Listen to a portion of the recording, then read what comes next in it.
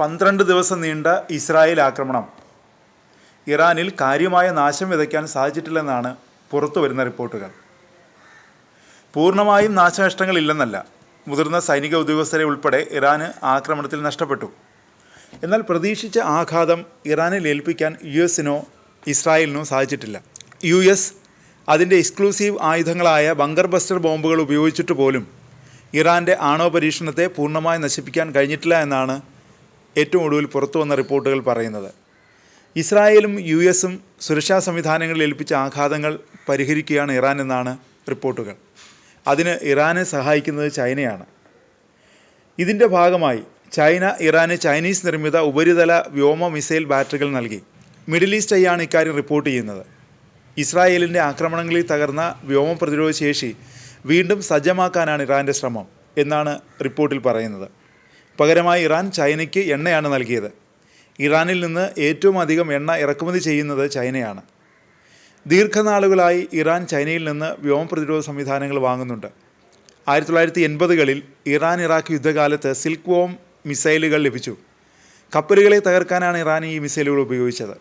2010-ൽ Iran HQ-9 missile സംവിധാനം ചൈനയിൽ നിന്ന് വാങ്ങിയിട്ടുണ്ട്. യുദ്ധാനന്തരം റഷ്യയും ഇറാനെ സഹായിക്കാൻ എത്തിയിട്ടുണ്ട്. റിയോ ഡി ജനീറോയിൽ നടന്ന ബ്രിക്സ് ഉച്ചകോടിയിൽ റഷ്യയുടെ വിദേശകാര്യമന്ത്രി സെർജി ലാവ്റോവ് ഇറാൻ്റെ വിദേശകാര്യമന്ത്രി അബ്ബാസ് അരാഗ്ചിയുമായി കൂടിക്കാഴ്ച നടത്തി.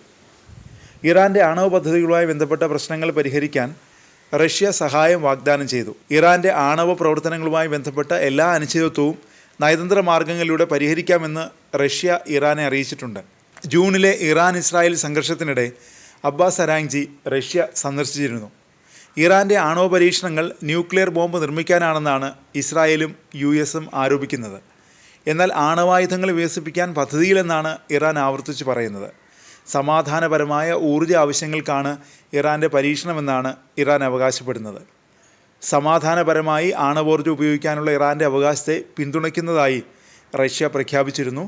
ഇറാനും US-ഉം ഇസ്രായേലും തമ്മിലുള്ള ഭിന്നത പരിഹരിക്കാനായി മധ്യസ്ഥനാവാൻ തയ്യാറാണെന്നും റഷ്യ വ്യക്തമാക്കിയിട്ടുണ്ട്. മാത്രമല്ല, ഇറാൻ്റെ യുറേനിയം വേണമെങ്കിൽ റഷ്യയിൽ സൂക്ഷിക്കാനും തയ്യാറാണെന്ന് റഷ്യ അറിയിച്ചു. അതിനിടെ ഖത്തറും ഇറാനും തമ്മിൽ ചർച്ച നടത്തിയെന്ന റിപ്പോർട്ട് വരുന്നു. ഇറാൻ സായുധ സേനയുടെ chief of staff major general Abdul Rahim Mousavi ഖത്തറിൻ്റെ ഉപപ്രധാനമന്ത്രിയും പ്രതിരോധകാര്യ സഹമന്ത്രിയുമായ ഖാലിദ് ബിൻ മുഹമ്മദ് അൽ അത്തിയയുമായി ഉന്നതതല സംഭാഷണം നടത്തിയതായി ഇറാൻ മാധ്യമമായ ടെഹ്റാൻ ടൈംസ് റിപ്പോർട്ട് ചെയ്തു. ഇറാൻ-ഇസ്രായേൽ സംഘർഷത്തിന് ശേഷം നടത്തിയ ചർച്ചയിൽ ഉഭയകക്ഷി ബന്ധം ശക്തമാക്കിയതായും ഇരു രാജ്യങ്ങളും പിന്നീട് വ്യക്തമാക്കി. ഇറാനുമായി അസാധാരണമായ അടുത്ത രാഷ്ട്രീയ ബന്ധം പങ്കിടുന്നൊരു സൗഹൃദ രാഷ്ട്രമായി ഖത്തറിനെ വിശേഷിപ്പിച്ചുകൊണ്ടാണ് ജനറൽ മൗസഫി സംഭാഷണത്തിന് തുടക്കം കുറിച്ചതെന്നും ടെഹ്റാൻ ടൈംസിൻ്റെ റിപ്പോർട്ടിൽ പറയുന്നു. ജൂണിലെ ഇസ്രായേലുമായുള്ള സംഘർഷത്തിൽ ഇറാൻ്റെ പരമാധികാരം ലംഘിക്കപ്പെട്ടതിനെ അപലപിച്ച ഖത്തറിൻ്റെ നിലപാടിന് ജനറൽ മൗസവി നന്ദി പറഞ്ഞു. കൂടാതെ അടിച്ചമർത്തപ്പെട്ട പലസ്തീൻ ജനതയുടെ പോരാട്ടങ്ങൾക്ക് ഖത്തർ നൽകി വരുന്ന പിന്തുണയെ ഇറാൻ എടുത്തു പറയുകയും ചെയ്തു.